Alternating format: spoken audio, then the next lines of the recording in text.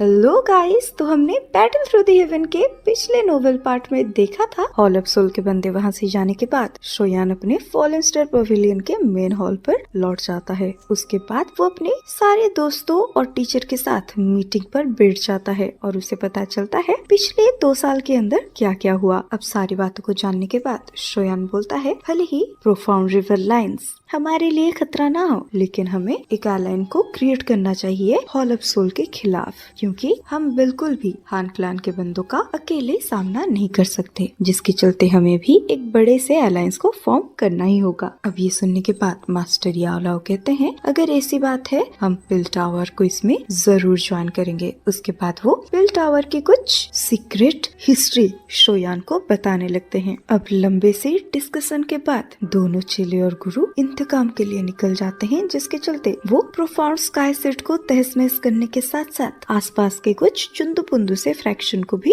बर्बाद कर देते हैं और साथ में शोयान विड लाइटनिंग पवेलियन को भी पूरे तरीके से डिस्ट्रॉय कर देता है। एंड में शोयान अपने किल्डर को हैन फ्रैक्शन के अंदर भी भेजता है। और गाइस, ये हान क्लान नहीं है, ये एक दूसरा फ्रैक्शन है जो कि ब्लैक कॉर्नर सिटी में रहता है। अब यहीं से ही स्टार्टिंग होती है बैटल थ्रू द हेवन की नेक्स्ट नोवेल एक्सप्लेनेशन पार्ट। और पार्ट के स्टार्टिंग में हमें दिखाया जाता है फ्लावर सेट के ऊपर हम उस हॉल में कुछ लोगों को बैठे हुए देख पाते हैं और उन लोगों में से एक यूनुन भी होती है। लेकिन जैसे कि हम सबको पता है वो है फ्लावर सेट की सेट चीफ, लेकिन उसके बावजूद भी वो फ्लावर सेट के चीफ पोजीशन वाले सेट पर नहीं बैठी थी, बल्कि लीडर के स्पॉट में 2 लेडीज बैठी हुई थी और उन दोनों ने लाइट येलो कलर के कपड़े को पहन कर रखा था। और अभी के लिए ये दोनों लेडीज उतना ज्यादा कुछ ओल्ड नहीं लग रही थी। इसी टाइम पर उन दोनों लेडीज में से एक लेडीज नीचे देखकर और एक लेडीज को बोलती है, तो फर्स्ट एल्डर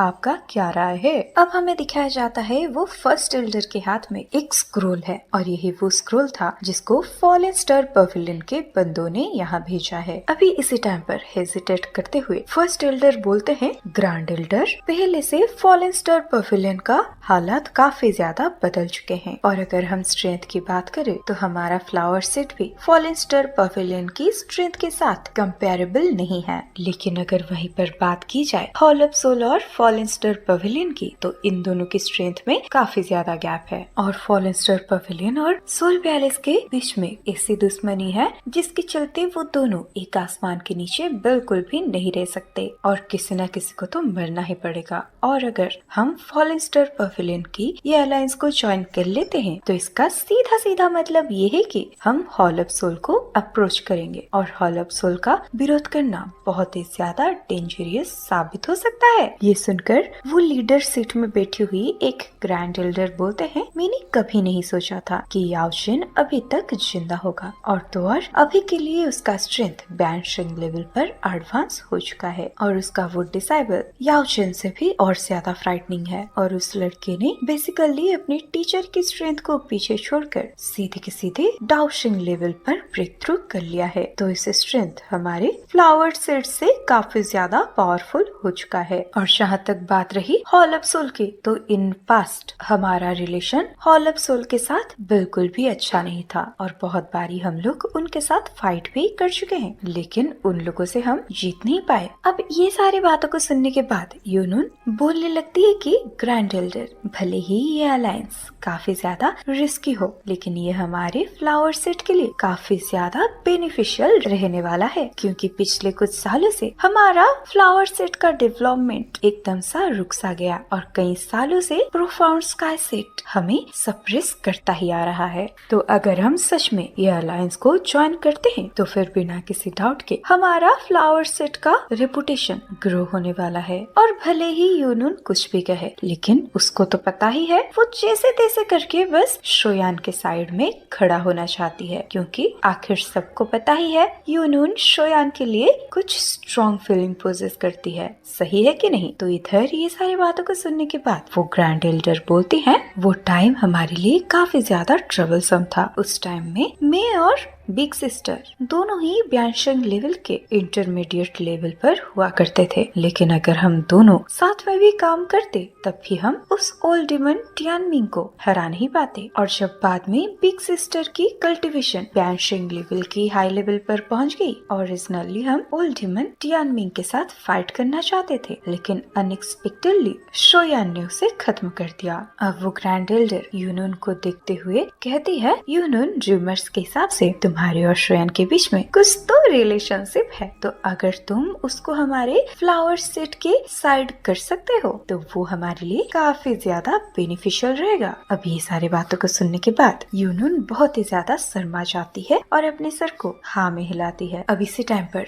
वो ग्रैंड एल्डर के साइड में बैठी हुई बिग सिस्टर, जो कि तब से साइलेंट ही थी, वो नॉर्मली बस बोलती है, अलायंस को ज्वाइन करके ये सोल पैलेस के बंदों के साथ फाइट करो। ये सुनकर यूनुन बहुत ही ज्यादा खुश हो जाती है। ये सुनकर ग्रैंड एल्डर बोलती है, मुझे पता था बिग सिस्टर आप यही डिसीजन लोगे, क्योंकि उस टाइम पर तुम उस ओल्ड फेलो के लिए हमारे टीचर के साथ लड़ गई थी, तो ऑब्वियस सी बात है इस बारी तुम उसी का ही सपोर्ट लोगे। लेकिन तुम्हें शायद सही से पता होगा वो ओल्ड फेलो तुम्हारी ये फीलिंग्स के बारे में बिल्कुल भी परवाह नहीं करता। और गाइस मुझे तो लगता है मास्टर याओ लाओ भी अपने टाइम में अपने सारे दोस्तों के बीच में हीरो थे, बिल्कुल हमारे शोयान की तरह। देखो उनके तो कितनी सारी प्रेमिकाएं निकल रही है। आई मीन भले ही ये प्यार वन साइडेड हो, लेकिन है तो प्यार ही ना। कोई बात नहीं, छोड़ो, मैं थोड़ा सा टॉपिक से ही बाहर हो गई थी। तो चलो अब हम नोवेल के अंदर चलते हैं। तो अब सीन चेंज कर आता है बर्निंग फ्लेम वैली के ऊपर, और वैली के अंदर हमें एक बुढ़े को दिखाया जाता है जिसके बाल एकदम रेड कलर के होते हैं, और अब वो फॉलन स्टार पवेलियन से आए हुए वो स्क्रोल को टेबल पर दे मारता है। अब वो चिल्लाकर बोलता है, क्या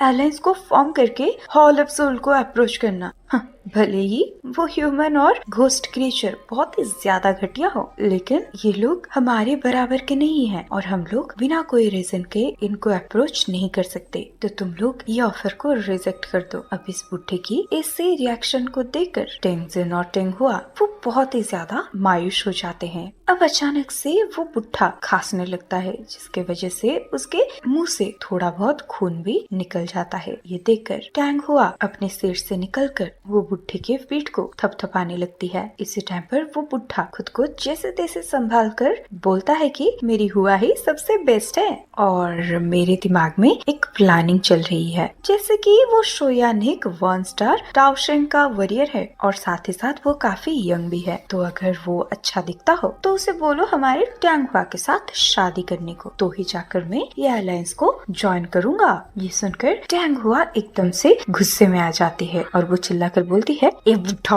अगर तूने फालतू की बकवास करी तो फिर तू जब मरेगा मैं तेरे पास कभी नहीं रहूंगा। आई मीन ऑफ कोर्स वो ऐसा तो नहीं बोलेगा अपने एंसेस्टर को, लेकिन उसकी दिल की आवाज ऐसी ही थी। तो इधर अपनी बेटी की ऐसी बर्ताव को देखकर टेंगजियान थोड़ा सा गुस्सा होकर बोलते हैं, हुआ सही से बर्ताव करो। तो अब वो बुढ़ा दोबारा से बोलता है, तो जबकि वो लड़के ने एक साथ तुम्हारी बाप बेटी दोनों की दिल को जीत लिया है, मतलब वो लड़का पक्का एक्स्ट्रा ऑर्डिनरी होगा। तो इसी टाइम पर टेंगजिन दोबारा से बोलते हैं, अनसेंस्टर उस लड़के ने आगे भी बोला है, और वो है अगर हम ये अलायंस को ज्वाइन कर लेते हैं तो वो आपके बॉडी के सारे अंदरूनी चोटों को सही कर देगा। अब ये सुनकर वो बुढ़ा कहता है, अच्छा तो अगर मैं अलायंस के लिए एग्री ना करूँ तो? अब टेंगजियान स्माइल करके बोलते हैं, अगर आप एग्री नहीं भी करते हो तो भी शोयान ने कहा है आपका इलाज वो जरूर करेगा। अब ये सुनकर बर्निंग फ्लेम वैली के वो एंसेस्टर जो कि अभी के लिए एक फ्रूट को खा रहे थे, वो अचानक से उस फ्रूट को दूर फेंक देते हैं और कुछ टाइम तक शांत रहने के बाद बोलते हैं, ये लिटिल फेलो काफी चालाक है और अगर उसने ये लास्ट वर्ड नहीं लिखा होता तो फिर मैं इस अलायंस के लिए एग्री बिल्कुल नहीं करता। ये सुनकर हुआ और टेंगजियान काफी ज्यादा खुश हो जाते हैं। अब उन दोनों की फेस की एक्साइटमेंट को देखकर वो एंसेस्टर अपने सिर से खड़े हो जाते हैं। अब वो भी खुश होकर बोलते हैं, चलो अलायंस को ज्वाइन किया जाए। वैसे भी मुझे खुद को शो करे हुए काफी साल हो चुका है, तो मैं देखना चाहता हूँ क्या ये टाव की कॉन्टिनेंट ये एंसेस्टर हानियान के नाम को याद रखा है। अब सीन चेंज होकर आता है फॉलन स्टार पवेलियन के अंदर। तो अब शोयान जैसे ही दो एल्डर्स को बर्निंग फ्लेम वैली और फ्लावर सेट से लौटते हुए देखता है, वो काफी ज्यादा सीरियस होकर पूछता है, एल्डर्स, क्या फ्लावर सेट और बर्निंग फ्लेम वैली ने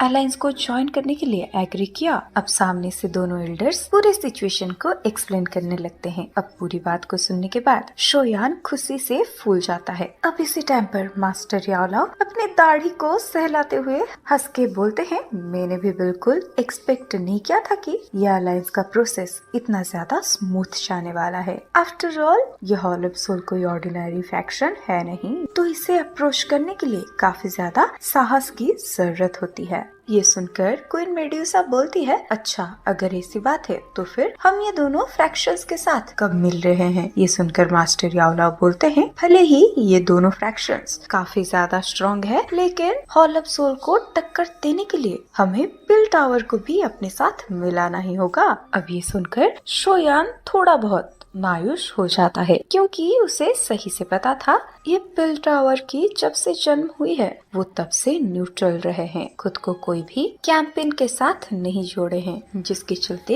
इन्हें अलायंस के अंदर ज्वाइन करवाना काफी ज्यादा मुश्किल होगा। ये सुनकर लिटिल फेरी डॉक्टर बोलती है, तो क्या हम इन्हें भी एक लेटर भेजें? ये सुनकर मास्टर याओलाओ अपने सर को ना में हिलाते हुए बोलते हैं, नहीं, इस मामले को हमें केयरफुल तरीके से हैंडल करना होगा, और अगर हम सच में चाहते हैं कि पिल टावर अलायंस को ज्वाइन करे तो फिर मुझे और शोयान को पर्सनली पिल टावर विजिट करना ही होगा, क्योंकि अगर हमारे अलावा कोई दूसरा जाता है तो फिर एंड रिजल्ट बिल्कुल भी अच्छा नहीं होने वाला। ये सुनकर मेड्यूसा बोलती है, अच्छा अगर ऐसी बात है तो फिर ठीक है, उतने टाइम तक मैं फॉलन स्टार पवेलियन का पूरा ध्यान रखूंगी। तो आप दोनों कब निकलने वाले हो? ये सुनकर मास्टर याओलाओ कहते हैं, इस मैटर को जल्दी से जल्दी डील करना ही होगा, तो हम आज ही निकल जाएंगे। उसके बाद दोनों गुरु और चेले कुछ चीजों को डिसाइड करने के बाद पिल टावर के लिए निकल जाते हैं। अब दोनों ही शेंग लेवल के वॉरियर्स काफी जल्दी, सिर्फ आधे दिन के अंदर ही पिल सिटी के अंदर पहुंच जाते हैं। अब जब शोयान दोबारा से होली पिल सिटी को देखता है,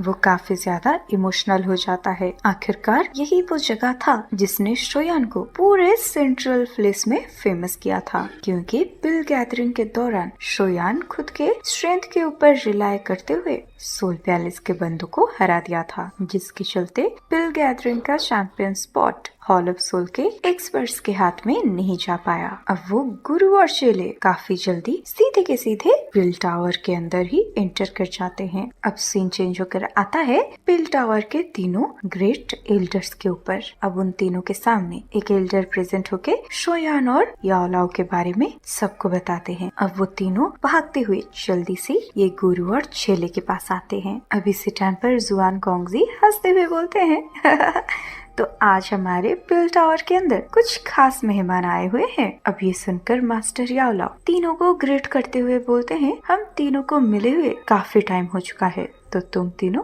कैसे हो? अब थोड़े सेकंड के बाद जुआन कोंगजी मास्टर याओलाओ के कंधे को थपथपाते हुए बोलते हैं, अनएक्सपेक्टेडली हम तीनों का जिंदा होते हुए हम तीनों ने तुम्हें दोबारा देख लिया। इसी टाइम पर मास्टर याओलाओ जुआनी के तरफ देखते हुए बोलते हैं, क्या बात है, हम दोनों को मिले हुए काफी साल हो चुके हैं, लेकिन तुम अभी भी पहले की तरह खूबसूरत दिखती हो। तुम हम तीनों बुढ़ों से बिल्कुल भी मैच नहीं होती। ये सुनकर एल्डर जुआनी बहुत ही ज्यादा शर्मा जाती है, क्योंकि हमें तो पता है मास्टर याओलाओ का इनके साथ भी कुछ रूमर्स उड़े थे। अब इस चीज को देखकर शोयान भी समझ जाता है ये पिल टावर का जॉइंट हेड उसके मास्टर के लिए कुछ न कुछ फीलिंग्स को तो पोजेस करती है। अब थोड़े टाइम तक वो चारों पुराने दोस्त इतने सालों के बाद मिलने पर एक दूसरे के साथ हंस हंस के बातें करने लगते हैं, और शोयान उन सब से थोड़ा सा दूर काफी ज्यादा बोर हो रहा था। अब थोड़े घंटों के बाद जुआन कोंगजी शोयान की तरफ देखते हुए हंस के बोलते हैं, अरे बाप रे बाप, सच में यार ओल्ड याओ, तुम्हें एक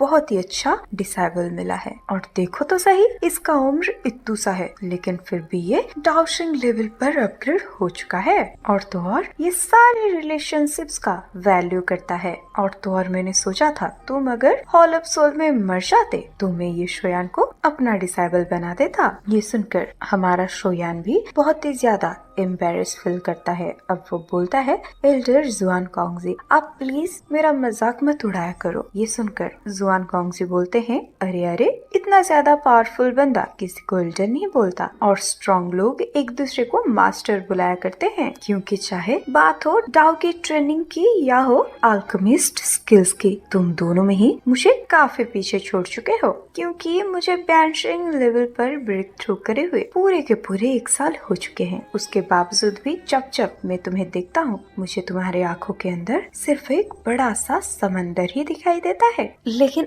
1 मिनट, जब तुम गुरु और चेले दोनों मिलकर यहाँ पर आए हो, इसका मतलब कोई बड़ा मैटर होगा, नहीं? ये सुनकर मास्टर याओला, जो अब तक हंस रहे थे, उनकी फेस का एक्सप्रेशन थोड़ा बहुत चेंज हो जाता है और वो बोलते हैं, अलायंस की वजह से। अब वो शॉर्टली अलायंस के बारे में अपने तीनों दोस्तों को बताने लगते हैं। ये पूरी बात को सुनने के बाद जुआन कॉन्गजी बोलते हैं, अलायंस फॉर्म करने के लिए तुम्हें तो पता ही है क्या करना होगा, और उससे भी बड़ी बात है, तुम उन बुढ़ों के बारे में तो जानते ही होगे। वो बुढ़े बहुत ही ज्यादा जिद्दी हैं। ये सुनकर मास्टर याओलाओ कहते हैं, हाँ मुझे पता है ये कितना ज्यादा मुश्किल होने वाला है, लेकिन मैं अपनी एंड तक कोशिश करूंगा, क्योंकि ये हॉलअपसोल थोड़ा ज्यादा ही पावरफुल है, और अगर हम लोग उसके साथ एक एक करके फाइट करेंगे तो फिर हम लोग बिल्कुल भी जीत नहीं पाएंगे। तो हमें जीतने के लिए अलायंस को फॉर्म करना ही होगा, और मैं तो वैसे भी पहले से ही हॉलअपसोल के द्वारा कैप्चर हो चुका हूँ, तो मुझे अच्छे से पता है वो लोग सोल्स को क्यों कैप्चर कर रहे हैं। एंड क्लैन के अंदर डेफिनेटली कोई एक बड़ी स्कीम पक रही है। ये सुनकर जुआनी अपने बाहों को सिकोड़ कर बोलती है, अगर हमारे अनसेंस्टर यहाँ पर होते तो फिर इस मामले के बारे में डिसाइड करना काफी ज्यादा आसान होता। उनका बस एक ही बात पूरे मामले को डिसाइड कर देता। ये सुनकर मास्टर याओलाओ बहुत ही ज्यादा टेंशन में बोलते हैं, क्या हुआ, वो ओल्ड डीमन फिर से गायब हो गया? अब मास्टर याओलाओ की इसी बात को सुनकर तीनों के तीनों बहुत ही ज्यादा मायूस हो जाते हैं। अब जुआन कॉन्गजी बोलते हैं, वो दरअसल बात ये है कि अनसेंस्टर काफी सालों से मिसिंग चले गए हैं, और उनके लास्ट मैसेज को हमें मिले हुए काफी साल हो गए हैं, और अगर इस टाइम पर उनका स्पेशल जेड पूरे तरीके से सही नहीं होता तो फिर हमें भी डाउट होने लगता कि कहीं उनके साथ कोई एक्सीडेंट ना हो गया हो। ये सुनकर शोयान बहुत ही ज्यादा सरप्राइज होकर बोलता है, अनसेंस्टर, वो भी पिल टावर के? क्योंकि उसके टीचर ने उसको कभी नहीं बताया कि पिल टावर के कोई अनसेंस्टर भी जिंदा हैं। अब शोयान के क्वेश्चन को सुनकर जुआन कॉन्गजी थोड़ा ज्यादा टेंस्ड होकर बोलते हैं, हाँ ये अनसेंस्टर हमारे पिल टावर के फाउंडर्स में से एक हैं, और पूरे पिल टावर के अंदर वो सबसे ज्यादा एक्सपीरियंस्ड इंसान है, और उनका एक शब्द किसी भी डिसीजन को इन्फ्लुएंस कर सकता है, और अगर वो इस अलायंस के लिए एग्री कर देते हैं तो फिर हमें कोई भी दिक्कत नहीं होगी, और उनके ना करने से हमारा पूरा पिल टावर या अलायंस के अंदर ज्वाइन नहीं करेगा। लेकिन हमारी ये अनसेंस्टर को दुनिया में घूमते घूमते मजे करना काफी पसंद है, जिसके वजह से वो ज्यादातर गायब ही रहते हैं, और वैसे भी हमें पिल टावर को ज्वाइन करे हुए कई साल हो चुके हैं, लेकिन उसके बावजूद भी हम तीनों भी उनके साथ सिर्फ एक ही बार मिले हैं। और अनसेंस्टर को जो चीज सबसे ज्यादा पसंद है वो है प्रेग्नेंट लेडीज को ढूंढना, और ये सब सिर्फ इसलिए ताकि वो उन प्रेग्नेंट लेडीज के बेबीज को टारगेट करते हैं, और जो बेबीज कोई भी एक्सीडेंट के वजह से मर जाते हैं तो वो एक स्पेशल मेथड का इस्तेमाल करके उस प्रेग्नेंट मदर की बॉडी के अंदर एंटर कर जाते हैं। उसके बाद वो खुद को एक ऑर्डिनरी बेबी में ट्रांसफर कर देते हैं। फिर उनका जन्म होता है और वो नॉर्मली ह्यूमन की तरह ग्रो करने लगते हैं, और वो उस इंसान के बॉडी में तब तक रहते हैं जब तक उनका बॉडी पूरे तरीके से मर मिट नहीं जाता, और उनके हिसाब से वो इसे लाइफ को एक्सपीरियंस करना बोलते हैं। अब जुआन कॉन्गजी का पूरा एक्सप्लेनेशन को सुनने के बाद शोयान बहुत ही ज्यादा सरप्राइज हो जाता है, जिसके चलते वो बोलता है, हाँ ये अनसेंस्टर सच में काफी ज्यादा यूनिक है। ये सुनकर दोबारा से जुआन कॉन्गजी बोलते हैं, और तो और ये अनसेंस्टर कोई इंसान नहीं है, वो दरअसल उनका एक्चुअल फॉर्म है एक मेडिसिनल पिल। अब ये चीज को सुनकर शोयान और भी ज्यादा सरप्राइज हो जाता है और उसका मन होता है वो बस सुसाइड ही कर ले। अब शोयान बहुत ही ज्यादा सरप्राइज हो जाता है, जिसके चलते वो कुछ टाइम के लिए चुप रहता है, लेकिन थोड़े टाइम के बाद वो जैसे तैसे करके खुद को रिकवरी करके जुआन कॉन्गजी को बोलता है एक लेजेंडरी डी टायर की मेडिसिनल पिल जो कि 9 रंगों की पिल लाइटनिंग को समन करती हो, उनके अंदर कुछ इंटेलिजेंस होती है, लेकिन फिर भी ये मेडिसिनल पिल्स सिर्फ पिल बेस्ड के फॉर्म में ही पाए जाते हैं। लेकिन कुछ ऐसे लेजेंडरी लेवल की मेडिसिनल पिल्स होती हैं जो कि इंसान की फॉर्म को भी ले सकते हैं, और ये सारी चीजों के बारे में मैंने कुछ एंशिएंट बुक्स में पढ़ा था। इवन इफ वो पिल्स के पास खुद को ट्रेन करने की भी एबिलिटीज होती हैं। ये सुनकर जुआन कॉन्गजी बोलते हैं एक डी टायर की मेडिसिनल पिल को रिफाइन करना ये एंशिएंट टाइम में भी एक्सट्रीमली डिफिकल्ट होता था, तो अभी के लिए उसे भला कोई कैसे रिफाइन करते। और जिन्होंने हमारे एंसेस्टर को रिफाइन किया था उनका अभी के लिए मौत हो चुका है, और वो भी हमारा एक फाउंडर ही थे, और जिस साल वो अपने बॉडी को छोड़ने वाले थे उन्होंने वो पूरे साल का इस्तेमाल करके एक डी टायर के पिल को रिफाइन किया था, लेकिन वो पिल का फॉर्म होते होते वो एंसेस्टर पूरे तरीके से एग्जॉस्ट हो गए थे। एंड में जाकर उनका मौत भी हो जाता है, लेकिन कोइंसिडेंटली उन्होंने अपनी सोल का 1/3 इस टियर 9 के मेडिसिनल पिल में डाल दिए थे, जिसकी वजह से ये टियर 9 का मेडिसिनल पिल पूरे तरीके से ट्रांसफर हो गया। भले ही वो मेडिसिनल पिल ने ह्यूमन फिगर को फॉर्म कर लिया हो, लेकिन वो कभी भी पिल टावर को छोड़कर नहीं जाता। ये पिल टावर में रह के उसे गार्ड करता है, और अगर हम दूसरे शब्दों में कहे हम उस एंसेस्टर की अवतारी से मानते हैं, और पता नहीं कितनी बार इन एंसेस्टर की अवतार ने हमारी पिल टावर को बैटल्स में हेल्प किया है, लेकिन जब जब हमारा पिल टावर स्टेबलाइज हो जाता है वो इंस्टेंट ही घूमने के लिए निकल जाते हैं, और उनके लेवल के हिसाब से उन्हें ढूंढने का कोई रास्ता भी नहीं होता। अब ये सारी बातों को सुनने के बाद शोयान बहुत ही ज्यादा सरप्राइज हो जाता है। अब शोयान सोचने लगता है कि एक म्यूटेड हुआ मेडिसिनल पिल उर्फ टियर 9 के मेडिसिनल पिल, इसको हम 3 भागों में डिवाइड करते हैं। फर्स्ट होता है टियर 9 ट्रेजर पिल, दूसरा होता है टियर 9 जुआन पिल, और तीसरा होता है टियर 9 गोल्डन पिल। और इस दुनिया में अपीयर होने वाली टियर 9 की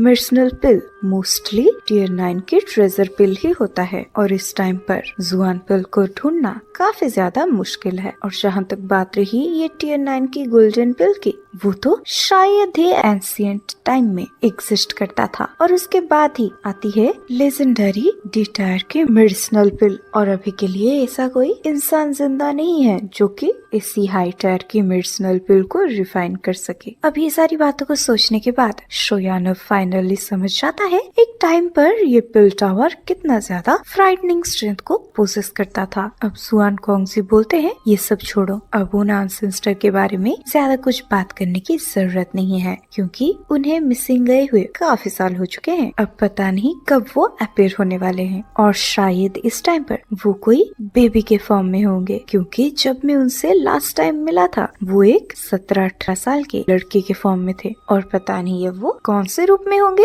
अब ये सारे टॉपिक को चेंज होने के बाद शोयान कहता है तो फिर हमारा अलायंस का क्या होगा। ये सुनकर जुआन कॉन्गजी बोलते हैं तो क्योंकि हमारे एंसेस्टर यहाँ पे नहीं है, तो फिर पिल टावर के जो भी जरूरी मामले होते हैं उसे स्मॉल पिल टावर का एल्डर काउंसिल डिसाइड करता है, और ये प्रोसेस वोटिंग के थ्रू होता है। ये सुनकर मास्टर याओलाओ काफी ज्यादा सरप्राइज होते हुए बोलते हैं क्या हमें सच में एल्डर काउंसिल के साइड से जाना होगा, क्योंकि अगर ऐसी बात है तो चीजें काफी ज्यादा ट्रबलसम होने वाला है, क्योंकि उनमें से ज्यादातर बुढ़े काफी ज्यादा जिद्दी और पुराने ख्यालात के हैं, और उनके लिए ये अलायंस को सपोर्ट करने के लिए वोट कलेक्ट करना ये बिल्कुल भी आसान नहीं होने वाला। अब मास्टर जुआन कॉन्गजी बोलते हैं एल्डर काउंसिल के अंदर टोटल 10 सीट्स हैं, और जबकि हम पिल टावर के तीनों जॉइंट एल्डर्स हैं, हम 3 सीट को ऑक्यूपाई करते हैं, और जो बाकी के एल्डर्स हैं वो काफी ज्यादा बुढ़े हैं, जिसके चलते हमारा कोई भी बात उनके ऊपर यूजफुल नहीं होने वाला। ये सुनकर मास्टर याओलाओ बोलते हैं कि सिर्फ 3 वोट्स ये काफी नहीं है। अब ये सुनकर जुआन कौनजी बोलते हैं, नहीं नहीं, ऐसी बात नहीं कि हमारे पास कोई दूसरा रास्ता नहीं है। दरअसल बात ऐसी है, वो 7 एल्डर में से ऐसे 2 एल्डर्स हैं जिनकी दुश्मनी हॉल ऑफ सोल से काफी पुरानी है। तो हम अगर उन दोनों को कॉन्विंस करेंगे तो फिर हमारे पास 5 वोट्स होंगे। तो अगर इस तरीके से बाकी के लोग अगर हमारे खिलाफ भी वोट करते हैं तो फिर दोनों साइड के वोट बराबर के होंगे। ये सुनकर मास्टर याओला मुस्कुराते हुए बोलते हैं, क्या क्या तुम सच कह रहे हो? अब दोबारा से जुआन कॉन्गजी बोलते हैं, इस सब के बारे में मैं क्लियर तो नहीं हूँ, लेकिन अभी के लिए तुम दोनों को स्मॉल पिल टावर के अंदर ही जाना होगा। ये सुनकर मास्टर याओला एकदम से सीरियस हो जाते हैं और बोलते हैं, ठीक है चलो चलते हैं। उस जगह पर जाते हुए मुझे काफी साल हो चुके हैं। अब वो अपने स्टूडेंट के तरफ देखते हुए बोलते हैं, शोयान, वहाँ पर मिलने वाले सारे के सारे लोग अपने अपने टाइम पर सेंट्रल फ्रिज का एक प्राइम एक्सपर्ट हुआ करते थे और ये तुम्हारे लिए काफी लकी बात है कि तुम उन सब के साथ मिलने वाले हो। ये सुनकर जुआनी हंसते हुए बोलते हैं अरे अरे अरे अरे, तुम ये क्या बोल रहे हो? अभी के लिए शोयान के पास जो स्ट्रेंथ है उन सारे बुढ़ों का आंखें खुलने वाला है शोयान को देखकर। अब जुआन कॉन्गजी अपनी जगह से खड़े होकर एक वॉल पर कुछ रिचुअल्स को फॉर्म करते हैं, जिसके वजह से सब देखते हैं वो दीवार एकदम से वाइब्रेट करने लगता है और वो एक टनल में ट्रांसफर हो जाता है। ये देखकर शोयान कहता है, तो ये स्मॉल बेल टावर एक छोटे से रियलम में एग्जिस्ट करता है। अब उसके बाद सारे के सारे बंदे उस पोर्टल के अंदर एंटर कर जाते हैं। अब थोड़े टाइम तक उस टनल के अंदर ट्रैवल करने के बाद शोयान खुद को एक हरी भरी पहाड़ के ऊपर पाता है और आसपास की वातावरण को देखकर शोयान फील करता है आसपास तो काफी ज्यादा टेंस मेडिसिनल फ्रेगमेंट्स है। अब शोयान जैसे ही चारों तरफ देखने लगता है, उसको पता चलता है वो सारे मेडिसिनल इंग्रेडिएंट जिन्हें बाहरी दुनिया में ढूंढना मुश्किल है वो यहाँ पर भर भर के हैं। अब पूरे सिचुएशन को देखने के बाद शोयान बहुत ही ज्यादा सरप्राइज हो जाता है। अब वो कहता है ये कोई एक दूसरी दुनिया की तरह है। अब इसे देखते देखते वो लोग पूरा माउंटेन को पार कर जाते हैं, फिर पहुँचते हैं एक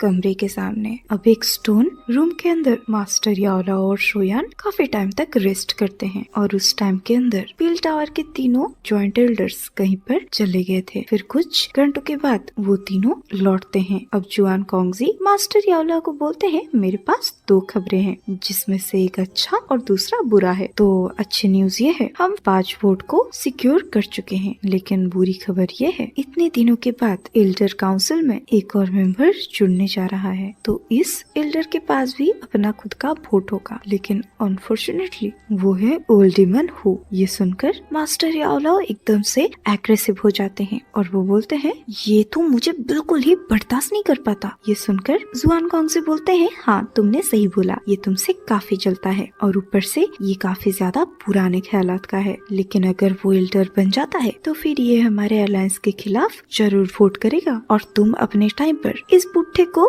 पिल गैदरिंग के टाइम में धूल चटा दिया था और वो बुढ़ा अभी तक वो मैटर को अपने दिल में छुपाए बैठा है। अब इसी टाइम पर जुआनी काफी ज्यादा नमी सी आवाज में कहते हैं, अगर तुमने पिल टावर को नहीं छोड़ा होता तो फिर अब तक तुम इस एल्डर काउंसिल के मेंबर बन चुके होते, जिसके चलते ये सिचुएशन को लेकर हमें बिल्कुल भी इतना टेंशन नहीं होता। ये सुनकर मास्टर याओलाओ की फेस भी एकदम से लटक जाता है, लेकिन अब इसी टाइम पर जुआनी से बोलती है, अगर हम उसको अपना नया एल्डर बनने ही ना दे तो वो क्या कर लेगा। ये सुनकर जुआन कॉन्गजी भी बोलते हैं, ये बोलना आसान है लेकिन इसको करना काफी ज्यादा मुश्किल। आखिर इस पिल टावर के माउंटेन में ओल्ड डीमन हु से कौन कंपेरेबल है। हो सकता है ऐसा ओल्ड याओ कर पाए, लेकिन वो पहले से ही इस स्मॉल पिल टावर से खुद को विड्रॉ कर चुका है, तो नियमों के मुताबिक इनके पास दोबारा से कॉम्पीट करने की क्वालिफिकेशंस नहीं है। ये सुनकर जुआनी सी शोयान को देखते हुए बोलती है, भले ही ओल्ड याओ मतलब हमारे मास्टर याओलाओ के पास उसे कम्पीट करने की क्वालिफिकेशंस नहीं है, लेकिन वो क्वालिफिकेशंस शोयान के पास तो है ना, क्योंकि वो पिल गैदरिंग का चैंपियन होने के साथ साथ पिल जॉइंट हेड का पोटेंशियल को भी एग्जिस्ट करता है। तो ये स्टेटस के वजह से वो ओल्ड डीमन हु के साथ कम्पीट कर सकता है। लेकिन बात बस ऐसी है कि क्या शोयान वो डीमन हु को हरा पाएगा। आखिरकार अपने टाइम में उस ओल्ड फैलुकिस स्किल्स वहाँ तक पहुँच चुकी थी कि उसने याओशन के हाथों से जस्ट वो हिल गैदरिंग चैंपियनशिप को छीनने ही वाला था। अब आगे आखिर क्या होने वाला है वो तो हमें नेक्स्ट पार्ट में ही पता चलेगा। तो गाइस, वीडियो अगर पसंद आई है तो वीडियो को लाइक और शेयर करना बिल्कुल भी मत भूलना और साथ ही साथ एक प्यारा सा कमेंट कर देना। चलो बाय।